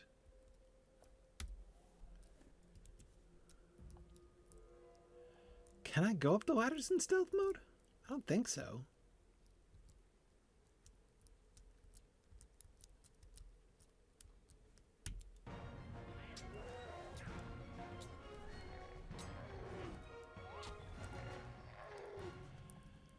Okay. I don't have to find lieutenants or any specific thing, just... Wow, what am I using to detonate those barrels with? It's kind of impressive. Okay. There's a crusher there. Guarding brew and weapons.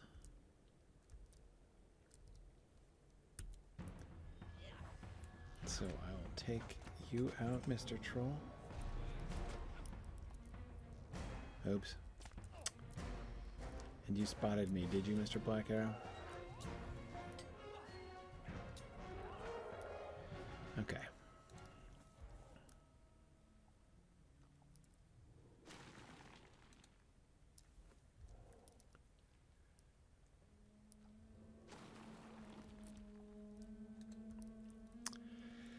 So, Mountain Liege. If I find a story like that that doesn't seem to work, I'm still skeptical. That is to say, I still think there might be other explanations. I'm trying to come up with them. All right, let's see if I can go up the ladder in stealth. No. Answer, no.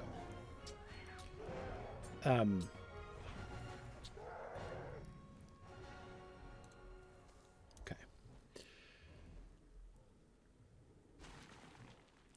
So, is there any other consistent way to explain? They didn't talk about any migration. So, it seems hard.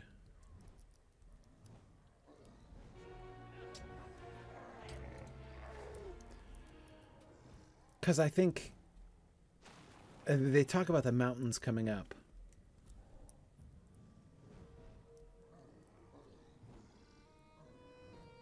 But you know, even that doesn't seem to make much sense, to be perfectly honest. If I go back to their first story,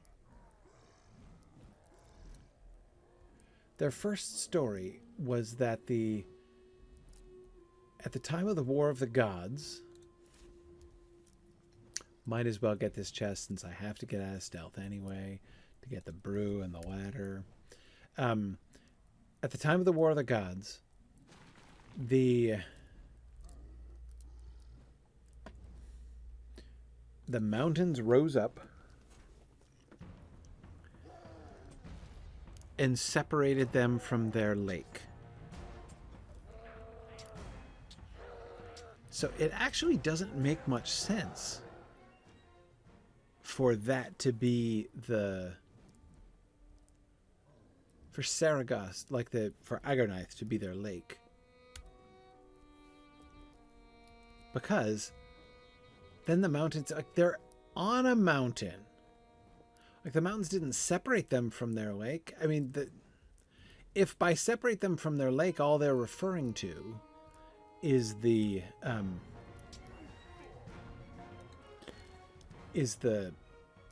caving in of the bottom of their box canyon. Besides which, it says that, like, in the old days, before the earthquake and the mountain deal, we lived with the, what were they called? Aliush and the Easterlings. What, all in the box canyon? So, like, that can't be the interpretation of their early stories. It just doesn't even hold together in the simplest possible way. It can't be the explanation. Nor does it make any sense to say that the caving in of the foot of their box canyon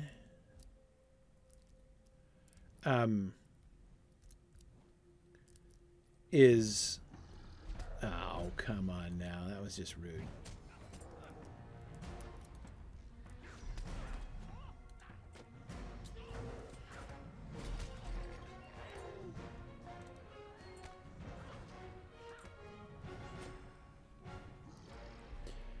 Okay, because that is not the same thing as mountains rising up at the War of the Gods. Like, it's just not. Like, there was a cave-in at the bottom of the box canyon is not the same thing as then the mountains came and separated us. No. So let's go back a bit. Let's imagine instead. Let's go back to my B reading. Man, my stealth is just being horrible today. What is up with that?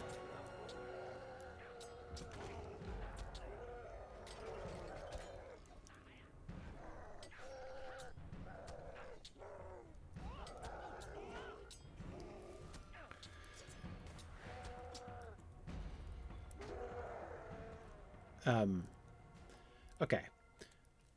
Well, let's go back to my second reading, which is that the shiny lake is the Sea of Nurn, and the forest is the forest that, like, stretches from Agornith up to that part in the north, in the very northeast corner of Mordor, and the mountains come up in the middle of it.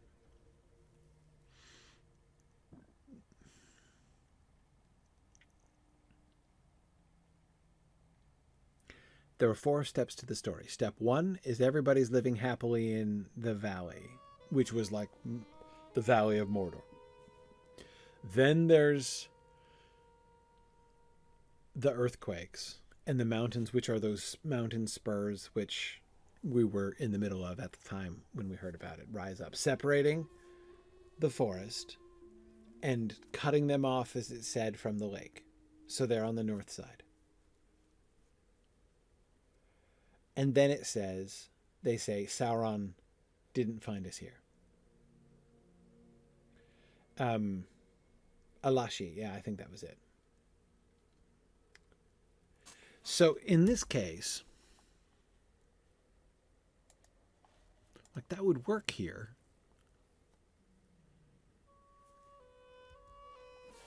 The explanation would be basically that part of the story was left out. Like, they didn't tell me part of the story. Somehow they contrived to conceal their village. Or maybe they themselves cut it off. Like, maybe the box canyon in which they were,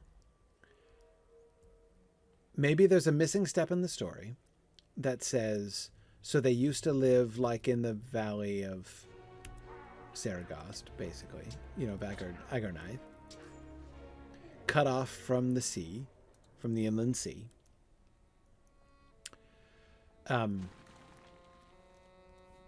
Then we have to, then there are only, the last 2 steps of their 4-step story were Sauron could not find us, And then the fourth step is, then the mountain erupted again, there was an earthquake, and the canyon opened. So there could be a missing third step. If we theorize a missing third step of the story, which they just didn't bother to share because they didn't want to overshare, if we theorize a missing third step of the story, which is, okay, so they were separated from the lake, so they were living up in the northern part, and now there are mountains, inaccessible mountains between them and the lake in the south. However, since there were now inaccessible mountains in between them and the lake to the south, but they were exploring and looking for ways to get there anyway. So they were exploring those mountains, and while exploring those mountains, they found this box canyon and secret valley within the mountains, right? So that's step 3. Now a new step 4. So I'm adding multiple steps. Now step 4. Sauron comes to Mordor. They know Sauron and the Great Eye, and they know that Sauron is going to discover them because he's setting up shop like right up the road. Like he's right there, right? But the Drúedain are pretty stealthy, right? So Sauron is still looking around saying, this place looks nice. Nice and evil. I mean, I could make this into a really nice evil place. So while Sauron is looking around and saying that, they're thinking, because they're Drúedain, right? So they're anticipating this. They're like, we know what the coming of Sauron means. Right?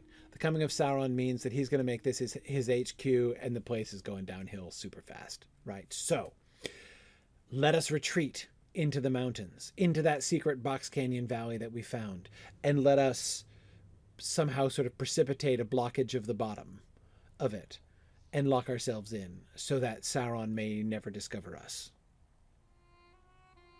Right? Now, we still have the other problems, admittedly, about the smoke rising and flying creatures being able to discover them and stuff, but there are potentially ways around that. Potentially. Especially if we can imagine that the Drúedain clan has some kind of power, right? If there's some kind of Drúedain magic, Drúedain are very magical. If they have some kind of magic or power that enables them to conceal themselves more fully, right? That could theoretically work. So if we make that assumption and we add those 2 steps to the middle, so that their time in this canyon was a deliberate retreat, then it would work. I was waiting for that guy to respawn. Yeah. I think that could work. Now, we could further theorize. Why did they not include that part of the story? Oh, well, surely that answer is obvious, right? They didn't. Maybe they've forgotten that part of the story.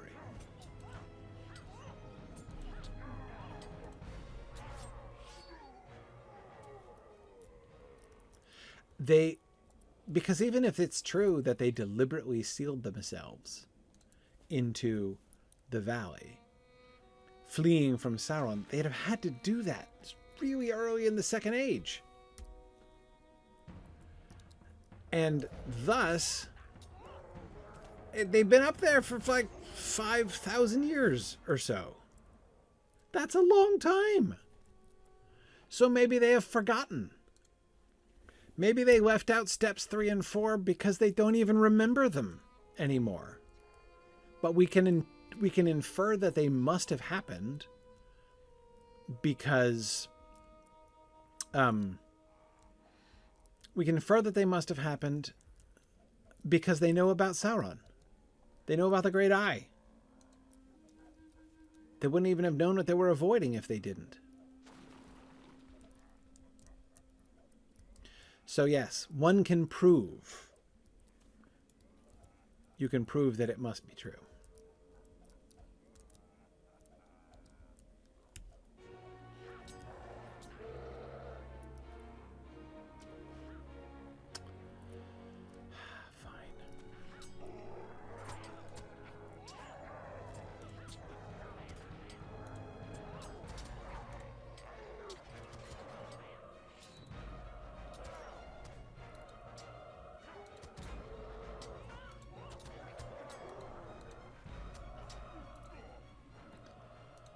Alright, well, we're making progress on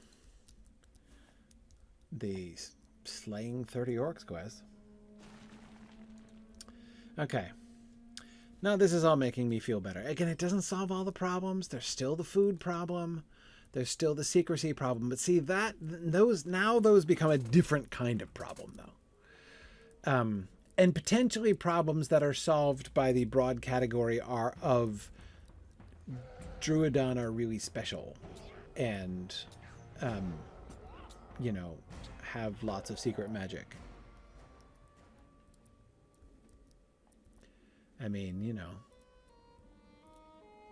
we don't know what they can and can't do.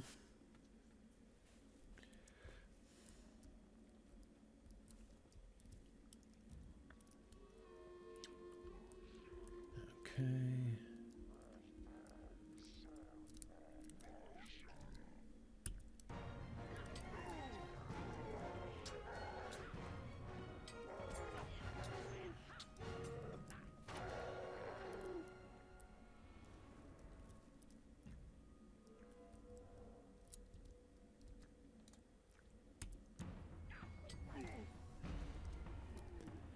All right.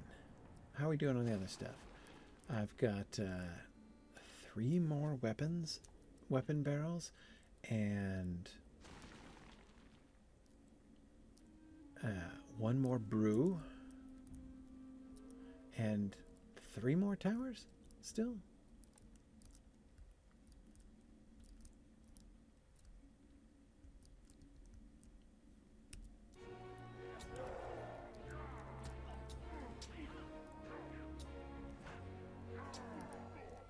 There we go. Should have known I'd top the kill 30 enemies one first. As you can tell, it's not a very burglar-friendly quest. Or area. On account of that, you know? If it were a burglar-friendly area, I'd have been able to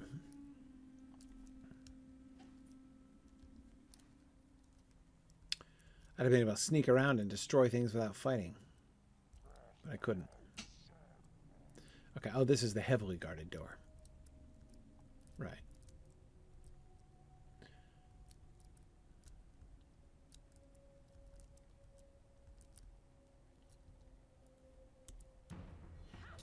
I am running out of time, however.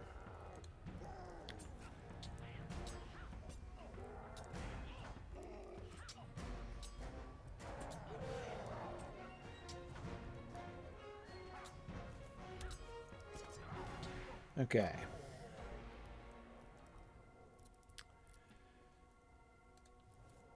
We're getting there, though. Maybe, Druid's Fire, I'll just try to polish up these quests since I'm getting so close here.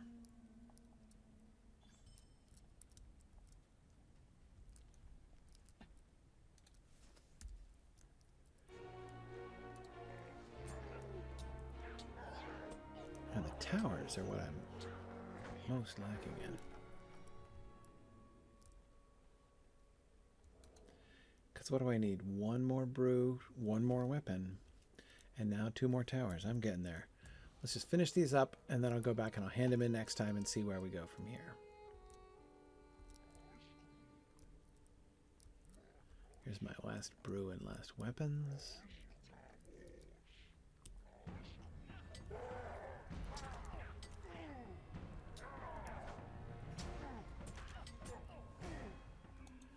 Okay.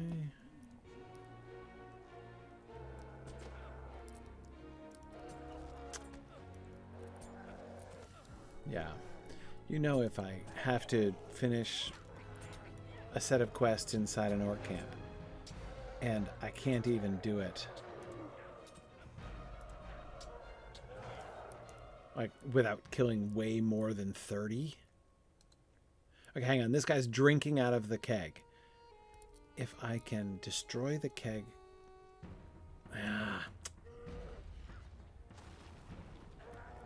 See, if I could have destroyed that keg while he was drinking out of it without him noticing, that would have been The act of a truly legendary burglar. Okay, well, there's one. Were there weapons in here too? That's what I thought. Okay, and here's the weapons. Okay. Where are my last towers?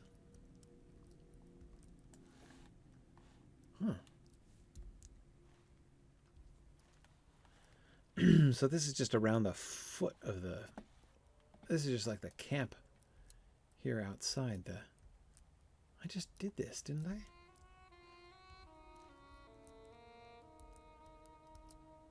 Didn't I do these towers? No, I didn't do that one.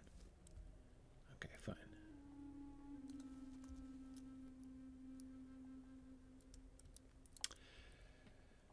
No, Edith, I don't know how to hoot like a screech owl or a barn owl, Cimmerian. In fact, I was just reflecting on this the other day. So this past weekend, my wife and I were on a beautiful little trip up in northern New Hampshire. We were staying up in a little town called Bethlehem, New Hampshire, which is up by the Vermont border, very far north in New Hampshire. And we were out in the middle of the woods. It was like really, really quiet and dark and surrounded by wildlife. It was really fun. And is the... Yeah, okay.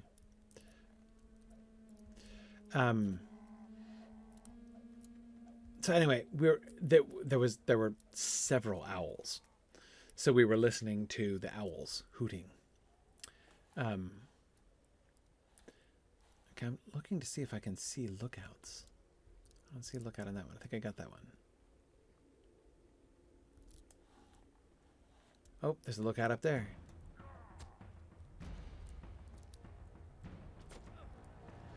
Oh, you annoying people.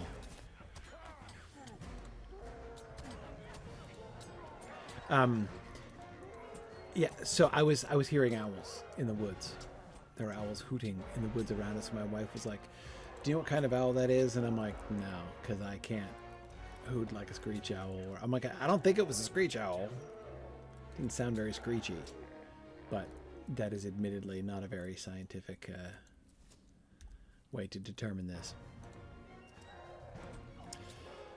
So yes, my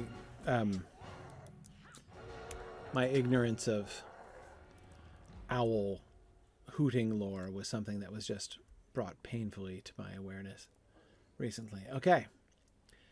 There we go. We're done. Boom. Okay. Next time, I will report to Faeron how I have successfully softened up the camp, and we'll be ready to attack. If I don't get attacked by all the plague rats in the swamp first. Okay, I'm getting close. What,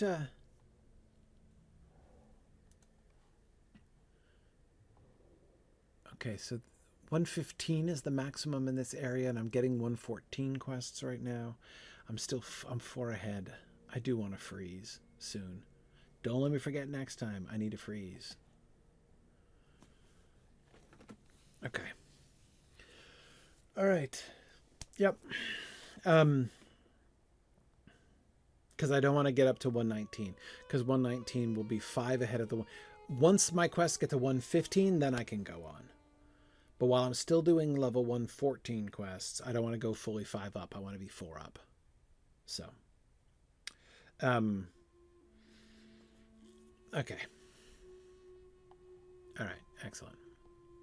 So y'all can help me remember that. However, having said that, let me get my calendar out for a second, because I'm pretty sure I'm not going to be available for the next 2 weeks, sadly. Yes, next week I will be away, picking up my wife, and then the week after that I will be in Wales. because next weekend, the 3rd through the 5th, is Euromoot. So I'm going to be in Cardiff. I'm coming to Cardiff, and we're going to have an awesome conference there. We're having our Signum moot, our Euromoot, in Cardiff, Wales. It's a 3-day moot. So Friday, Saturday, and Sunday from the 3rd through the 5th of October. We're going to be having a really, really fun time in Cardiff. Maggie from Signum Studios is going to be there. Sarah Brown is going to be there. It's going to be cool. Serious fun over there in Cardiff. And but that's where I'll be in 2 weeks. So next week I'll be picking up my wife from the airport, and then the week after that I'll be in Cardiff. So the 10th, I should be back on the 10th, so far as I know. So sadly I won't see you guys for but in 3 weeks we shall return to the Drúedain, and we shall assault orc strongholds, and we will accomplish a great deal in our continuing move towards completing. How close am I to completing, I wonder? Let's look at our deeds. Let's see.